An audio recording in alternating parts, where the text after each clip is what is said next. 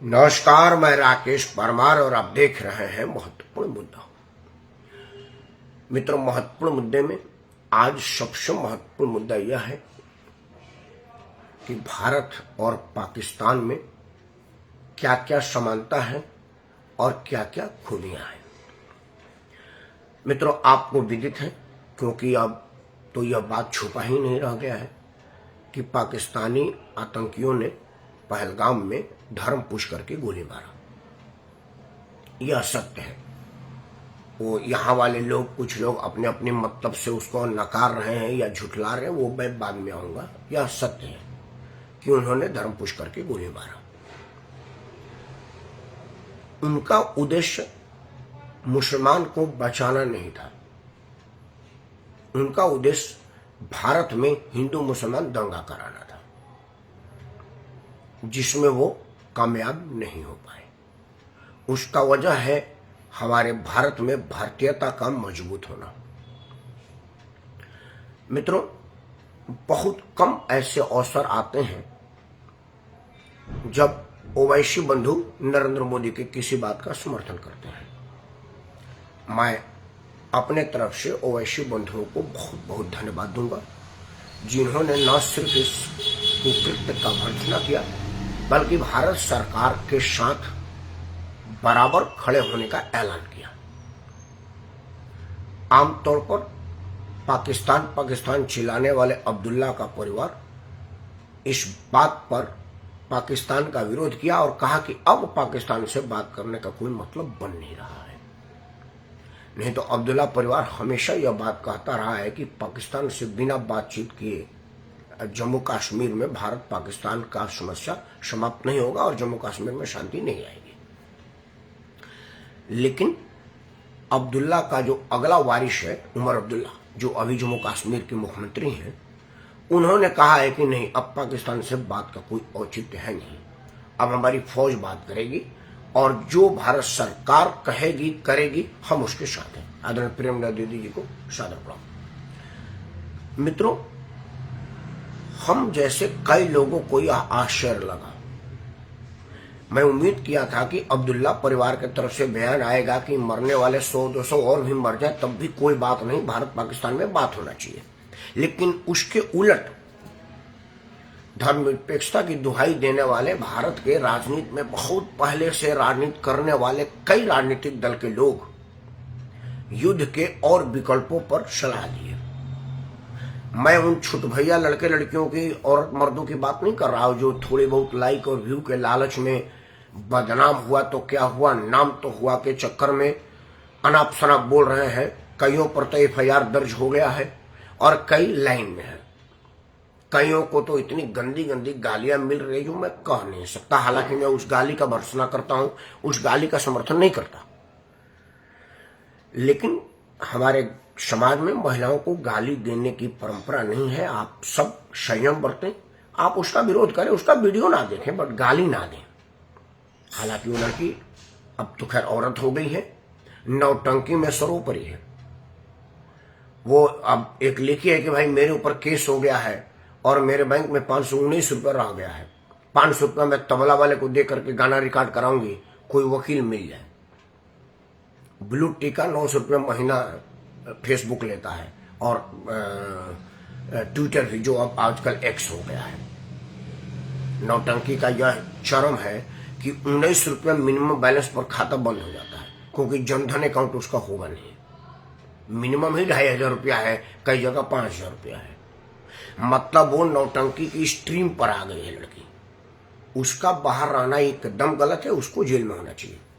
क्योंकि जो लड़की अपने बैंक खाते में 519 रुपया बताती है और करे कि 500 रुपया तबला वाले को दे चुके हैं, सिर्फ 19 रह गया है, अब इससे बड़ा झूठ नहीं हो सकता।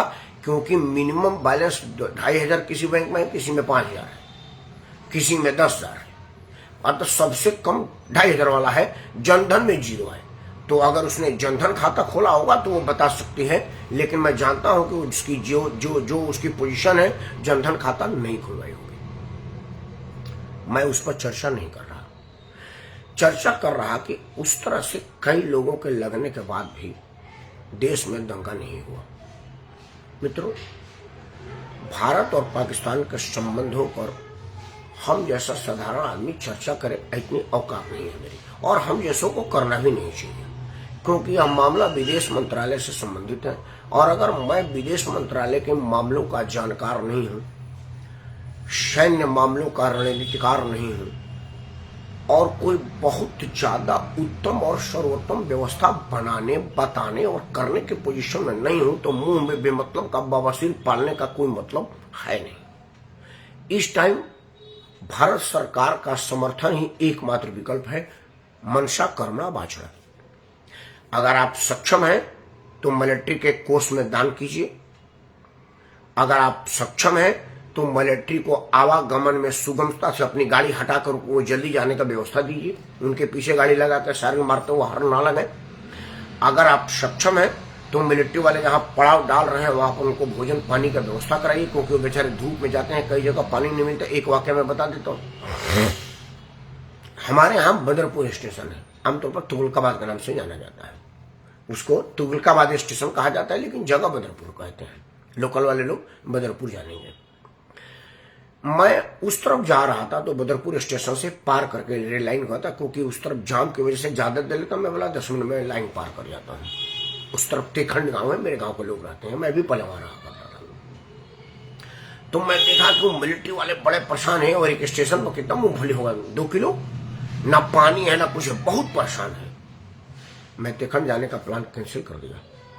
उस वक्त ये बोतल में पानी का कोई प्रचलन था नहीं। हमने कई लोगों से कहा कि कोई बाल्टी लोटा कुछ का इंतजाम करो यार, मिलिट्री वालों को पिलाओ, वो ना काफी था। वॉशिंग आज भी हो सकता है, हुआ भी होगा या हो रहा होगा।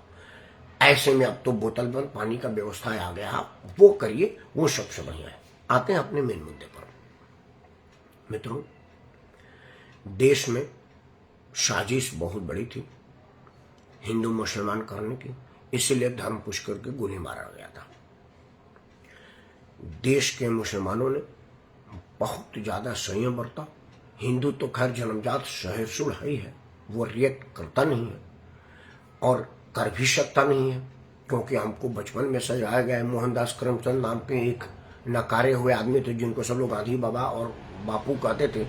वो शिक्षा दे गए हैं कि भाई एक गाल पर कोई थप्पड़ मारे तो दूसरा गाल दे दो। और हम सब सुभाष चंद्र बोस को भूल गए, जिन्होंने कहा था कि अगर कोई हाथ उठाना कोशिश करे थप्पड़ मारने के लिए तो फट से दूसरे हाथ से उसका हथवा काट करे दूसरा हाथ में दे दो। मतलब एक हाथ कट गया, दूसरा हाथ में उसका पहला वाला हाथ पड़ा हुआ है, तो दोनों हाथ बीजे तो कहां से मारेगा। और ध्यान टांग पर रखो, यह सुभाष जी का है, हम इस सोच के मानने वाले हैं। लेकिन इस देश में गांधी ही चलते हैं, चाहे वो कागज के रूप में चलते हो या विचार के रूप में चलते हो, हम जैसों को सुनता हुआ है।